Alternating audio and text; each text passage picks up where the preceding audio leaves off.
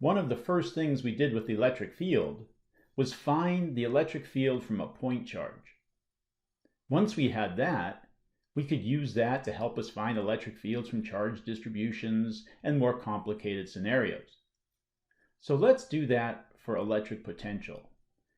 Find the electric potential due to a point charge.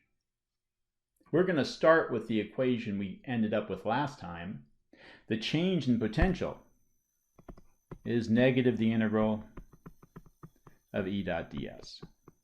And I'll say it again, we use this equation a lot, finding electric potential. A point charge fills the space around it with an electric field.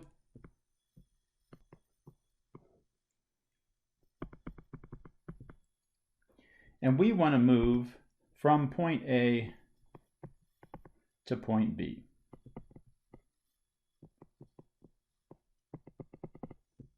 We know what the electric field is due to a point charge. K Q over R squared. This is a charge Q. So let's go back up to our potential equation. The change in potential, delta V, is going to be our final potential minus our initial potential. That's delta V. And that has to equal negative the integral of E dot ds. Now I'm going to try really hard to get my minus signs correct, because if you do everything properly, this will give you the right sign for the delta V. But sometimes it's a little tricky. So I always tell my students, try to get the minus signs right. But in the end, just think about it for a second and make sure you got it right. And if you didn't, fix it at the end. So that's what I'm going to do here. Final minus initial on my potentials is equal to negative the integral of E dot ds. So that's going to be the magnitude of my electric field, the magnitude of ds, and the cosine of the angle you get when you put their tails together. In this case, we're moving from A to B. So my ds is just equal to dr. I'm moving out in the radial direction. My electric field also points in that direction. That means that I get a theta when I look at these two vectors. When I put their tails together, I get a 0-degree angle. So the dot product is going to have a cosine of 0 degrees in it, which is just 1. Now I can plug in my electric field. I know the electric field in this region of space is K Q over R squared. My ds is just dr, and my cosine theta is just 1. And I'm integrating from my initial position, I'll call that RA, to my final position out here, I'll call that RB.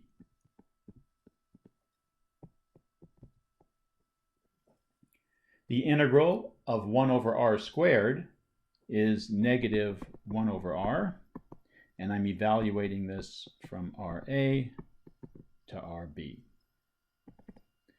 The minus signs cancel. I have a 1 over RB minus 1 over RA. So I tried to get all my minus signs right. I thought about it. I tried to get the cosine theta correct and my limits correct and all of that. Let's see if I got it right in the end. I know that the potential at point B has to be, what does it have to be when comparing it to the potential at point A? It has to be less because my electric field is pointing from A to B. My electric field points in that direction. And the electric field always points toward lower electric potential.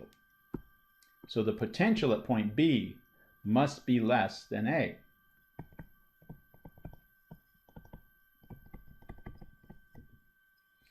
That means the left side of my equation is negative. If VB is less than VA, then when I do the math, when I subtract the potential at A from the potential at B, I get a negative number. Let's look at the right side. This is also negative because the radius at B, the distance that B is from my point charge, is greater than the distance of A. So 1 over B is smaller than 1 over A, so I get a negative number. Everything checks out. I've got negative on the left side of my equation. I've got negative on the right side of the equation. So everything checks out. I'm good to go. I can go on to the next step. I don't have to correct the sign. If one side of my equation was negative and the other side was positive, I would fix it here by adding a negative to one side.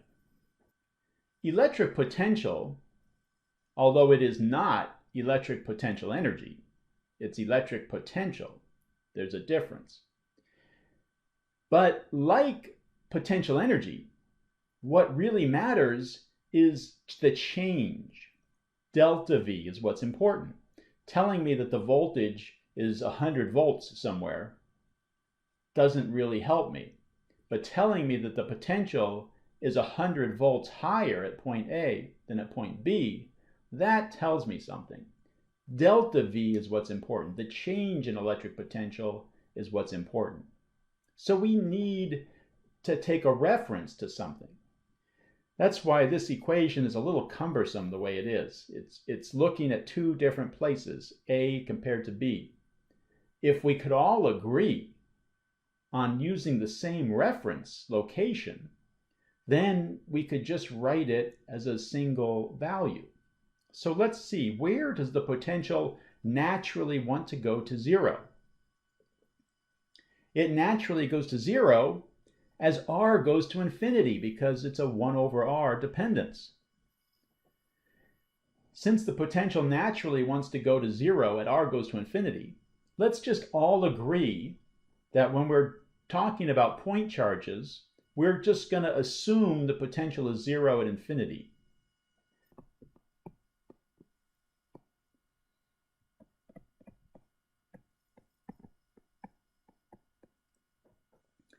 If we all agree, then we can write this equation, VB goes to zero, and we end up with the potential at point A is KQ over RA. I'm just going to leave the subscripts off. This is the potential some point R away from a point charge.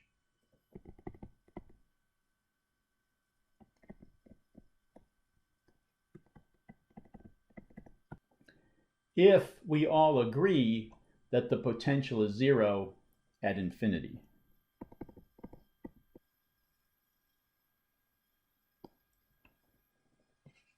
Now we have the potential from a point charge. Before we do anything with that, let's talk a little bit about units. The units are volts.